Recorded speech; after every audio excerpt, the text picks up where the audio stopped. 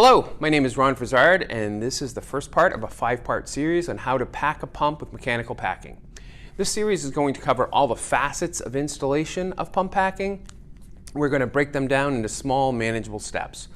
First one we're going to cover is common failure modes of pump packing. After that, we're going to talk about how to measure and inspect the stuffing box that we're actually going to put the packing into. Next, we're going to talk about lantern ring basics, how the lantern ring works and issues like that. Next, we're going to talk about how to stick packing into the box and how to make sure it goes in correctly. Last, we're going to talk about starting up the pump. The best chance to understand how well the pump packing is working and diagnose a problem is to look at the rings as they come out of the stuffing box. So as you are removing the packing from the stuffing box using packing pullers and trying not to score or damage the shaft, keep them in a bag and label them, if possible, where they're located into the pump. If the rings are hard to get out, you could also use a degreasing solvent to help loosen the packing. Once you have the packing out of the box, you can now look for common packing failure modes. The number one issue that we see for premature packing failure is solid embedment into the ID of the packing ring. These solids stop the packing from forming a tight seal on the rotating shaft, creating uncontrollable leakage. Solid embedment is caused because of a poor flush system.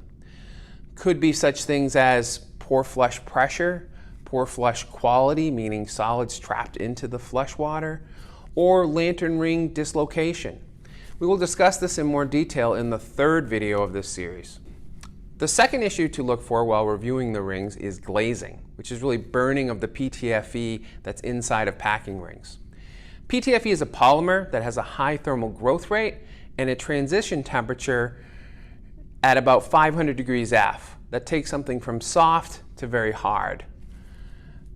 This can be done very easily when you over-tighten PTFE, where the heat from the shaft can actually cause the packing to grow and create like a runaway train situation where we can get up to the 260 C or 500 degrees F temperature limit. Signs of glazing are rings that come out of the stuffing box hard and stiff. Also, there's a distinct smell of burnt plastic. Also, you might see shaft wear or actually shaft damage. The best remedy to solve this problem is to change the fiber to either a carbon graphite that can't glaze or a glaze-resistant fiber like Nomex. The third most common failure mode is the wrong packing was selected for that application.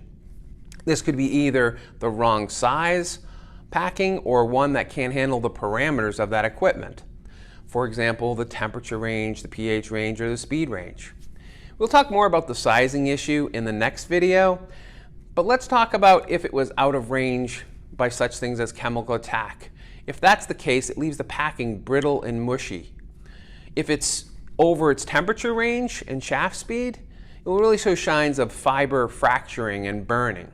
And if any of these are seen, you really should review the technical limits of the packing selected with all the chemicals and that the packing will come into contact with, including cleaning materials. Hey, the last issue to look for is related to the pump clearances.